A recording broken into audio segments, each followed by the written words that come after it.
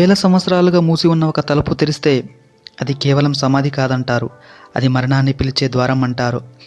Egypt ఎడారిలో నిలిచిన ఆ మహా పిరమిడ్లు రాళ్లతో కాదు, భయంతో, శాపంతో, రహస్యాలతో కట్టబడ్డాయంటారు. ఫరావో నిద్రను భంగం చేసిన వారికి అపశృతి తప్పదా? నిజంగా పిరమిడ్లలో శాపం ఉందా, లేక ఇది మనిషి భయంతో పుట్టిన కథేనా? ఈరోజు ప్రపంచాన్ని వణికించిన పిరమిడ్ శాపం వెనుక ఉన్న నిజమైన కథను మీకు చెప్తాను. చివరి వరకు చూడండి. ఈజిప్ట్ పిరమిడ్లు ప్రపంచంలోనే అత్యంత రహస్య నిర్మాణాలు. వాటి గురించి మాట్లాడితే తప్పకుండా వినిపించే మాట పిరమిడ్ శాపం. వేల సంవత్సరాలుగా మూసి ఉన్న ఫరోవాల సమాధులను ఎవరు భంగం చేస్తే వారికి మరణం తప్పదనే నమ్మకం ప్రాచీన ఈజిప్షియన్లలో గట్టిగా ఉండేది. ఈ భయమే తర్వాతి కాలంలో ఒక భయంకరమైన కథగా మారింది. 1922 సంవత్సరంలో బ్రిటిష్ పురావస్తు శాస్త్రవేత్త హోవర్డ్ కార్టర్ ఫరావో టుటాన్ ఖమూన్ సమాధిని కనుగొన్నాడు. అది అప్పటి వరకు ఎవరూ తాకని సమాధి. సమాధి ద్వారం దగ్గర రాజు నిద్రను భంగం చేసేవాడిని మరణం వెంటాడుతుంది అనే హెచ్చరిక వాక్యాలు నేనే ప్రచారం జరిగింది. అప్పుడే ప్రజల్లో భయం మొదలైంది. సమాధి తెరిచిన కొద్ది నెలల్లోనే ఆ తవ్వకాలకి ఆర్థిక సహాయం చేసిన లార్డ్ కార్నర్వన్ అనూహ్యంగా మరణించాడు. చిన్న దోము కాటు వల్ల వచ్చిన ఇంజెక్షన్ అతని ప్రాణాలు తీసింది.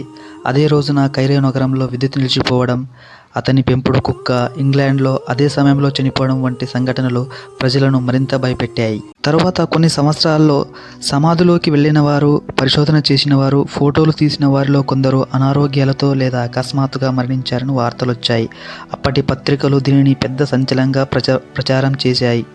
అలా పిరమిడ్ శాపం నిజమే అనే నమ్మకం ప్రపంచవ్యాప్తంగా వ్యాపించింది. శాస్త్రవేత్తలు మాత్రం దీనికి వేరే కారణాలు చెప్పారు. వేల సంవత్సరాలుగా మూసి ఉన్న సమాధుల్లో విషపూరిత బ్యాక్టీరియా, ఫంగస్, హానికర గ్యాసులు ఉండవచ్చని తెలిపారు.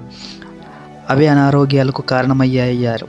అయితే అన్ని మరణాలు పూర్తిగా శాస్త్రంతో వివరించలేకపోవడం వల్ల శాపం కథ బలపడింది. ప్రాచీన ఈజిప్షియన్లు ఫరావో దేవతగా భావించేవారు.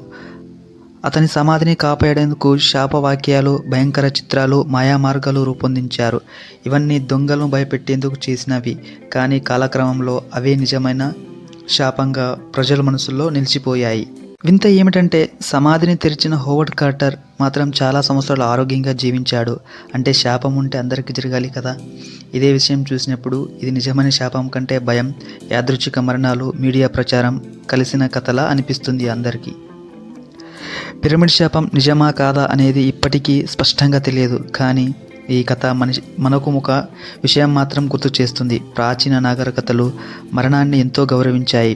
వారి విశ్వాసాలను తాకేటప్పుడు మనిషి భయం, ఆశ్చర్యం, గౌరవం అన్నీ కలిసి ఒక శక్తివంతమైన కథగా మారుతాయి. అందుకే పిరమిడ్ శాపం నేటికి మనల్ని గుర్తు చేస్తుంది. అలాగే ఈ కథ విన్నప్పుడు అందరి నరనరాల్లో వణుకు పుడుతుంది.